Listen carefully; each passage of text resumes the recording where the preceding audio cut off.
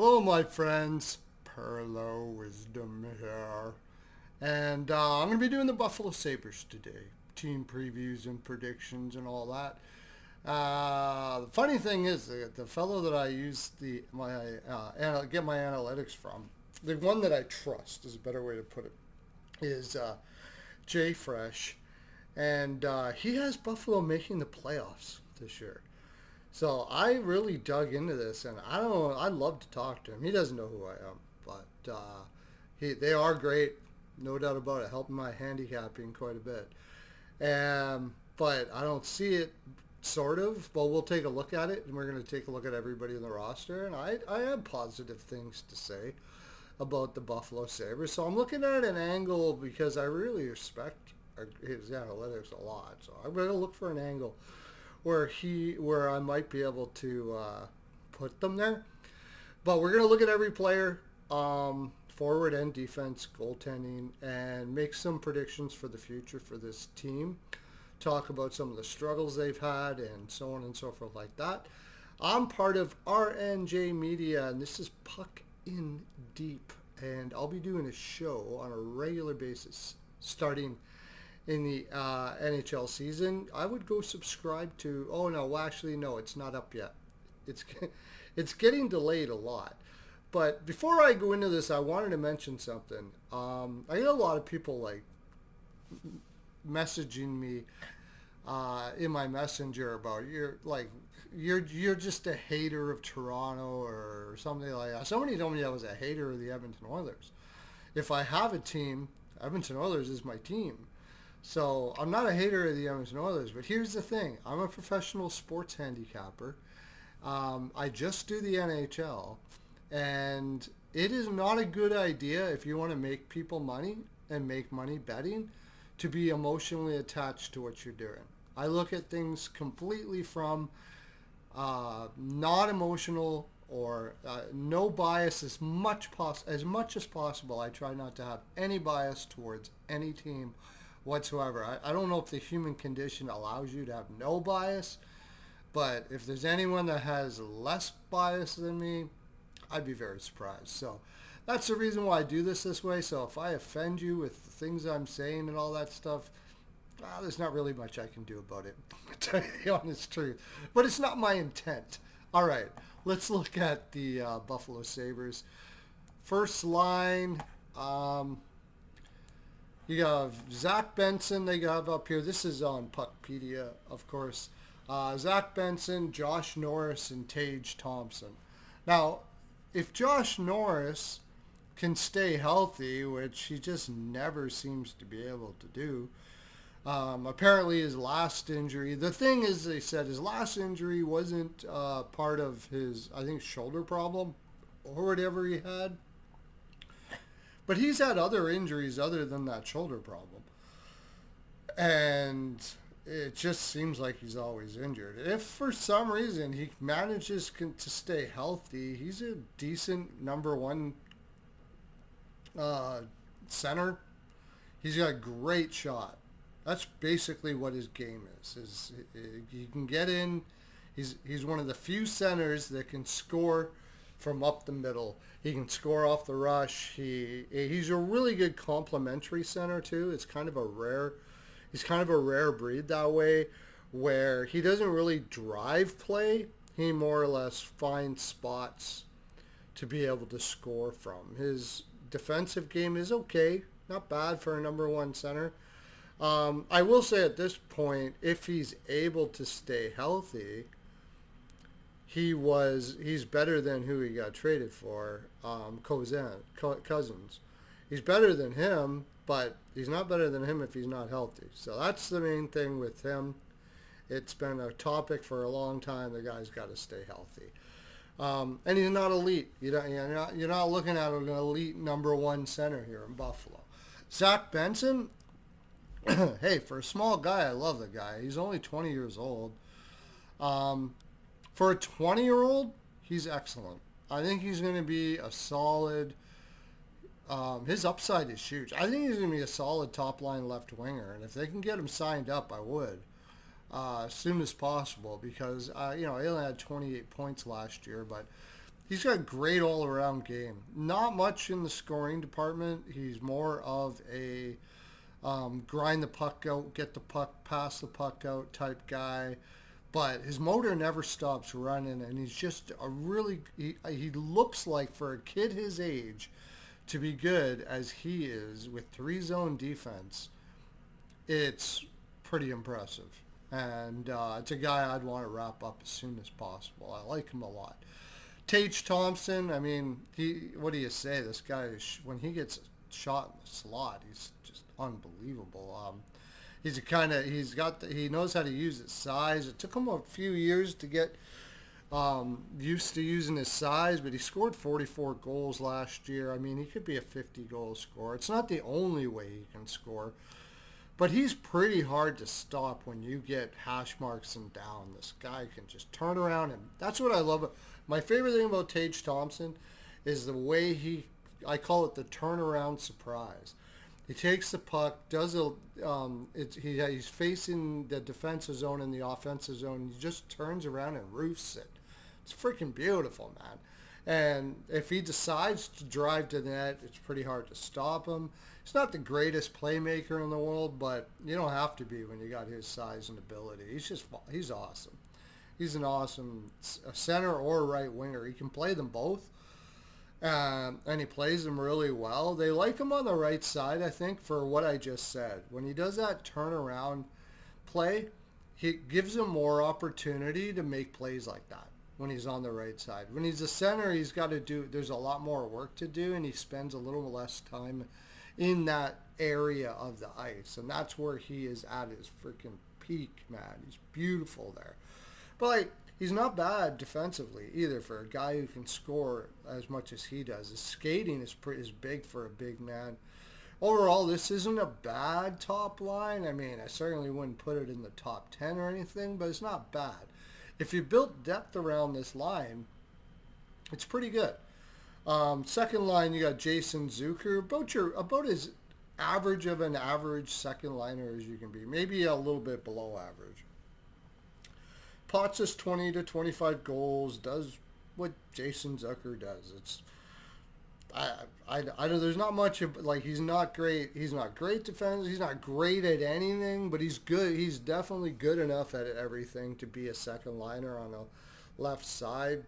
When you play him with McLeod and Tuck, that combination, McLeod and Tuck, I love. I love McLeod. I loved Ryan McLeod in Edmonton. I thought they lost that trade when they went to Buffalo. We'll see. Savoy's going to play in Edmonton this year. We'll see what kind of a young kid they picked up for Ryan McLeod.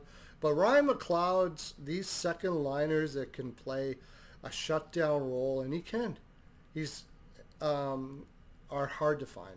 Very, very hard to find. And they got him locked up for 4 more years, which is really hard to do in Buffalo. And when I get past Alex Tuck here, I'll talk a little more about that. But Alex Tuck, he's from the Buffalo area, and apparently he really wants to sign. He likes to be home, apparently. Great, just a very, very, very good 3-zone defensive right winger that can score you 36 goals. These top 2 lines are pretty solid. They're pretty solid. Especially for the type of game that Ruff likes teams to play. Ruff is a guy who very much, he plays that defense, man-on-man defensive system. It's basically the same as Florida does. Now, he'll go into a box and he'll do all kinds of stuff. It's very complex, and they struggled with it last year. And most teams will struggle with it when a new coach comes in.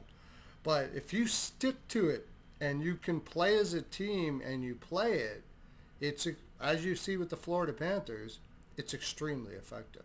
You got to have players that can do it. And one thing I do think they have here is that in the top 6. Now, the issue we have in Buffalo, of course, because Peterka got traded, as we know, and we'll talk about one of the guys that he was traded for here in the on the third line.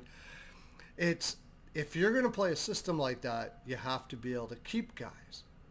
because when you bring new people into a system, it takes a while for them to adjust usually, unless they're like extremely high IQ, which Alex Tuck is, Ryan McLeod is.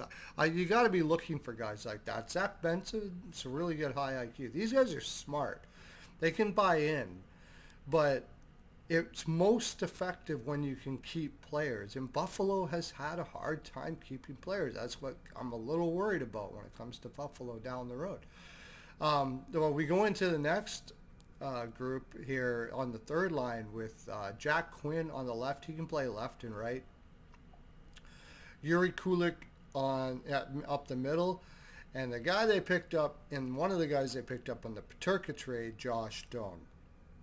I'm going to talk about Josh Stone first. And while I'm talking about him, I'm going to talk about the fact that Buffalo brought in Kekalainen from Columbus to be a advisor, I guess you would call it. But the reason why I believe they brought in Kekalainen for that role was he changed the culture in in Columbus, when he was a general manager there pretty well, to the point where players really wanted to go there, and he started building a really solid team unity there. And for cities like Buffalo, who are not the sexiest cities in the world, you got high taxes, you got cold weather. I mean, they've gone through economic problems, and like my buddy Rico says, he went there and there's areas that look like it's a ghost town, like it's scary, like buildings that are falling down.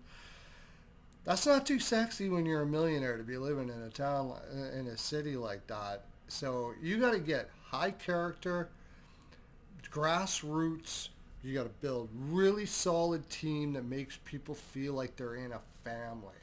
Because when players have that, it's that when they have a relationship like that, where there's a brightness when they come into the room and everybody, like, you feel like you're with your brothers. The city doesn't really so much matter as much. And same as wives too, family, like having a real family. And last year, apparently, there was a big culture problem. And a lot of it, I heard, part of it was about Peterka, that he was kind of an issue. But there was a lot of issues, culture issues there. It gets depressing, like we're losing, and it's not the greatest city in the world, and negativity gets in people's minds. So what do? I'm not saying this is the only reason why they got him. I think it's possible that Peterka only gave them a couple teams he was willing to go to that he would sign long term with. So I think they were a little restricted on their return. He really screwed them over a lot, basically. Peterka messed them up pretty good. But they did get Josh Stone on the right side. And, man, his father... I met him a couple times when he was in Edmonton, and he was just an amazing human being. And I've only met him he's the kind of guy you only have to meet him a couple times to know that he is that great. He's the kind of guy that walks in the room, and he's just got this aura of just friendly, charismatic, big smile on his face, notices everybody. If he sees you and you look like you're like engaged with him, he gives you like one of those handshakes. Like it's like he appreciates every person he talks to. He's got this big smile on his face, unbelievable energy guy. I've heard stories about him when he was in Arizona, how he just would light up a room. His character was unbelievable, and I find it very highly unlikely that this didn't rub off on Josh Stone. So if you were having culture problems in your room, getting a Doan is a damn good idea, and I really think that this is going to help them a lot. I'm telling you that he had the type of energy that you just couldn't be angry around his father. And if Josh has anything like has 3/4 of that, half of that, he's going to bring a really awesome energy to this room. Like his dad. If you wanted to complain about something, you probably weren't going to complain about something with him around. His energy wouldn't allow you. And Josh, if he has any of that, this is a great pickup for them just for that alone. Now he's got a little way to go. He's 23. He's been getting better every year. By the way, I know for a fact his work ethic is second to none. Josh Stone is a workhorse. Works his butt off in practice. Will bring energy to the team. I know as far as what he does on the ice, I think he's gonna be a solid third liner that can give you like 30 to 50, 40 points, something like that. But there's and just like his father, he's improving defensively. He's not like as good as his dad was, but he's got a lot of upside, and he will fill a good role here. But I think the main role is going to be, like I said, that character and stuff. And I would not be surprised if somebody like Kekalainen said, get Doan. We need guys like Doan in here. We need guys with character that we can build a family environment around. And he is a guy you can do that with, for sure. Yuri Kulik, he's sort of like Josh Norris in a way. He can come down the center of the ice and let a shot go and score from outside the circle. Like, he's just got a beautiful shot, much like Josh Norris. He's not as dynamic as Josh Norris as far as, how do I explain it? He's kind of a one-hit wonder, but his one hit is very, very, very good. I think you got to play him higher up, though. He's not really the type of guy that's going to be playing in this 3 spot. But honestly, I don't know where you play him. That's the tough part here. He's got to be potting. See, what did he get? 15 goals last year. He's 21. He's probably a 25 or 30 goal scorer. They just got to find a spot for him. In a perfect world, he takes that Ryan McLeod spot, and you get maybe the next guy I'm going to talk about up there. But Jack Quinn, he just hasn't improved, man. He's always had a great shot off the wing, and he looks, from the blue line in, he has his moments where he looks really good, but his overall game is just never improved. It's just never improved, and he's 24 now. He had 40 goals last year. He's still young. If it wasn't for the fact that Buffalo has a hard time drawing players here, I'd have him kind of on the block, hoping that you can package him with the first and stuff. And I think that's what really they have to do here. This is not a rebuild anymore. You can't be missing the playoffs this much for a fan base or anything. Like, this team's got to start making money, man. It's ridiculous. I wouldn't be shocked if they packaged Quinn with the first round pick and I don't know for what, to get a more dynamic winger to play with Kulik, so they can play that McLeod and Tuck line more as a shutdown line instead of trying to get offense out of them. That's what I would be looking to do here. As you can tell, I'm not a huge fan of Jack Quinn. Sorry, Jack. He's got skills, but his overall game is just not very good, and it hasn't progressed very well. Beck Malenstein, just a fourth line, like, I don't know. He must have a lot of character, too. I'm thinking this was a character pickup. Like, he's one of those raw, let's go guys, keeping guys honest, probably in the gym like crazy, does all the things off the ice that you can that shows young players what it means to be a professional. I think he's that type of guy, because on the ice, he's just whatever. He's big. If he hits you, he's going to hurt you and stuff, but he's not very good.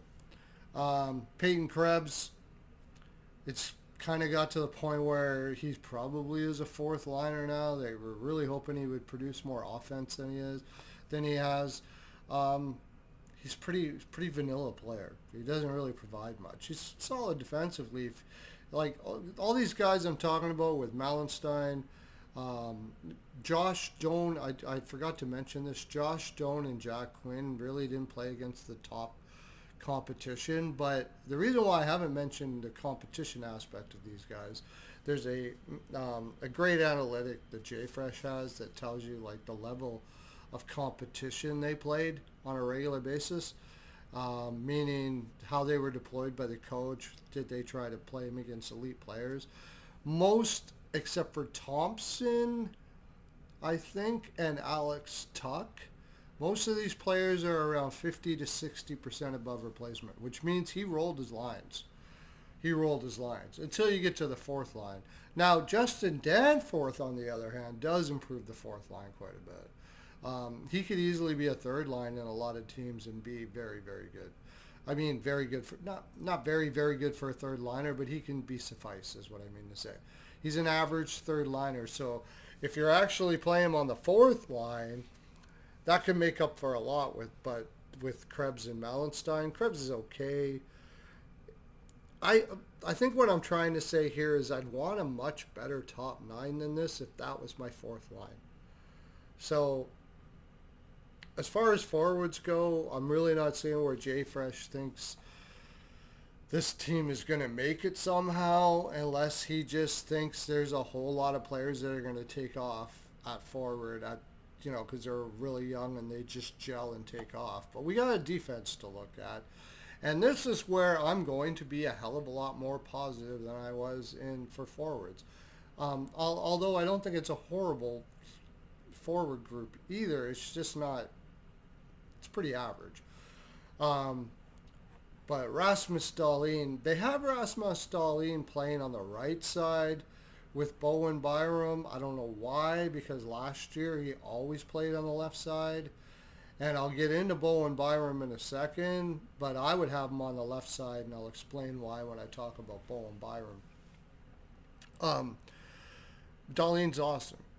One thing I got to say with Dahlin, though, is for some reason, Lindy Ruff doesn't play him against elite competition like a lot of top defensemen do. And I think part of that is because he plays so much on the ice that he tries to keep him to have his offense break out a little more. He tries to make it so he doesn't have to be everything to everyone, and give like other players more of or other defense partners more responsibility. Not only that, he does it all through his lineup quite a bit, where he really believes in playing all four lines and playing your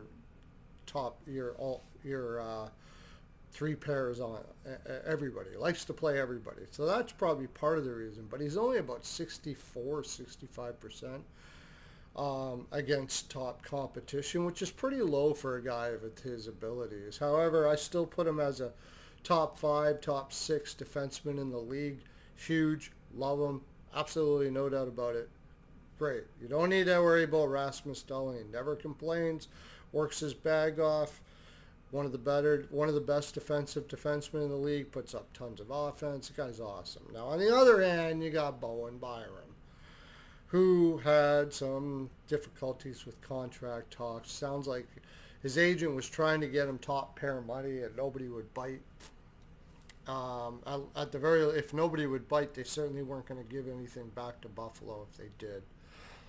And there's a good reason for that. Like I said, I can't see Rasmus Dahlin playing on his offside here. I think Bowen Byram, if you're going to play him up here, and I would play him on the right side. Dahlin doesn't need to be playing his offside to compensate for Bowen Byram at this point, I don't think. And I think you are compensating for Bowen Byram. Kid, this is one of the weirdest players you're going to see. He's got great passing skills. He's got a great shot, and he can skate. He's a very, very good skater. So you say, well, what's wrong, Perlo? What the hell you can't, he's dumb as a post, man. He doesn't know when to skate the puck out of the ice. I could understand if he was like 21. He's 24 now. This part of the game is something that should have progressed. He doesn't know when to skate the puck out of the ice. Like the players will be coming this way, or they'll be deep at the blue line, in the defensive blue line, and he'll skate past the forwards. And what are you going to do with that? You're not a forward. You're supposed to skate in the flow of the play. He basically doesn't know what to do in the defensive zone unless he gets the puck on his stick. And like I said, you got to hope he passes properly or skates the puck out properly. He overcommits in the offensive zone. He pinches at the wrong time. He does all of that stuff. And then all of a sudden he'll just make beautiful passes, or he's got a great shot, so he'll score that way. But he creates so much chaos on the ice from really just not knowing what to do out there. And when you're playing a hybrid defensive system like Ruff does, that makes it tough. I personally would put him down further here. I wouldn't be playing him up there with Darlene. I would, I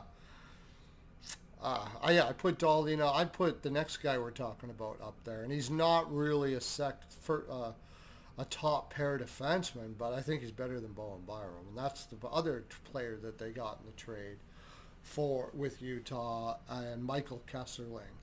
When he played in Edmonton, I really liked him. I thought, this kid's going to be good, man. This kid's going to be good. I can't remember what happened, how he moved or what have you, but I was disappointed when he moved. He's an actual RD, and last year they had no natural RDs at all, I don't believe. And they had Connor Clifton, and that's not good enough. But he's a natural RD, which is right defense. He has just gotten better and better every year. He hasn't been up against super top competition, but like I said, he won't really have to because they split it up quite a bit. And I just think he'll be fine beside Darlene. He's got a good shot. He's a good playmaker. He's very good. He's very good. He's only 25. I think 2 more years, he's a top-notch second pair. But if he's playing with Darlene, he's going to look pretty good there, I would say. So with that in mind, that would put Owen Power, and this is kind of a problem, that would put Owen Power with Bowen Byram. And I think that's the reason why they play Bowen Byram for Rasmus Dahlin, is they're hoping he'll learn from him and he makes up for all of that craziness. But when it comes right down to it now, the top pair is going to be on the ice most of the time. Stop trying to make everybody play. You got to play that top pair a lot. So I would actually put Bowen Byram down on the third. I'd put him down on the third pair, and I would put Connor Timmins up on the second pair. He's not really a second pair guy, but he's a guy that's developed. He's kind of flown under the radar. He's actually very good. 3-zone defensive player, offensive player. Not bad. Play driving, I mean offensive. Not like putting up good points, but he can drive play well. I think the reason why he is undervalued a lot is because he's not physical and he's a big guy. And a lot of coaches just hate watching that. But he's good enough. And I think playing with Owen Power, those two guys can do... They're very similar. Owen Power, though, he skates the puck out better. He is very good defensively. He got elite competition last year, too. He's one of the few guys that did. So, did he struggle sometimes against it? Yeah, but he's only 22, and he's still super big. Look at the size of this blue line, by the way. 6'1", 6'3", 6'6", 6'4", 6'4", 6'2". Every single one of them well over 200 pounds, except for Dahlin, who is Dahlin and Byram are 205, but 225 for Power, 225 for Matthias Samuelsson, who should probably play here. I think Samuelsson and Bowen Byram should play together. Also, I think if you played Bowen Byram down in the bottom here, third pair, he wouldn't have to play as tough competition. And you could maybe he could start working on the rest of his game if he wasn't overmatched a lot. You know what I mean? Because I really think he has to. If he's going to end up staying there, he signed a contract that's going to bring him to free agency. If he is going to stay there, he's got to learn how to be a better all-around player, period. And I know you want to say, well, he can learn from Dahlin, but I just didn't see it last year. I thought he was overmatched too much. I'd play him on the bottom pair. I know he's probably not going to be too happy with that, but until you can prove that you can be an all-around player and you have like a hockey IQ and you can learn, you're bottom pair as far as I'm concerned. So I would play Timmins in power, Samuelson and Bowen Byram. As far as they don't, and that's the tough part too. I don't think they really have anybody knocking on the door to take over. Oh, Maxim Sturback, he looks like he's going to be okay. But that's the other reason why I don't know why Jay Fresh took them to make the playoffs, because if any of these guys get injured, it's pretty iffy who they're going to throw in there, man. It's really iffy. What do you got? Oh, Zach Jones they got from... Okay, that's not too bad. They still got Ryan Johnson there. So, yeah, they got a couple guys. But anyways, goaltending-wise, they got Alex Lyon. Whatever. And then Luukkonen, he's an average number one goaltender. He's 26, so he's still got upside to go, but I wouldn't say he's like great. He's okay. This team is average. It's average. And I don't know what they're going to do about it. I honestly don't. It's just, you got to let this team grow. That's all they got. That's all you can say is you just got to let this team get experience and just cross your fingers it gels together. That's the best I can say. They need help on offense here, but nobody wants to go to Buffalo. So they're in such a terrible spot. And then drafting, you also have the same problem, because the draft has gotten to the point now where you have players telling their agents, look, I'm not going to sign long term with that team, whatever the team, and I'm sure they're telling Buffalo that. And there's only so many guys that they can grab. So I can't see them making the playoffs. I just can't. Best I could say is they bubble if everything goes together and Lindy Ruff's system kicks in to these guys. I suppose the good news is not many of them are going to the Olympics. So they'll have that. But I think they're like below Toronto and Montreal. Like, I think Toronto and Montreal are going to fight for that spot. And probably below Detroit. It's another one of those like seventh worst teams in the league. So I just can't see it any other way. Hopefully they surprise me, because man, oh man, they need some help here. Oh, I forgot about Jordan Greenway. When he's in the lineup, he brings size, he brings depth. Overall, it's not a bad depth, but there's just not enough here on this team. Tell me, Jay Fresh, what is it that has you getting this team making the playoffs? Because I don't see it. All right, that's my full 42, everybody. Hope you enjoyed this, my friends. Go over to Perlo's NHL POW. Get on my Twitter, and you can get all my Ice Guy stuff. The best voted last year, the best sports podcast in North America, and my Puck in Deep stuff coming from R&J Media. Have a great day, everybody. Tell me in the comment section what you think about what I said, and hit that like button, yo.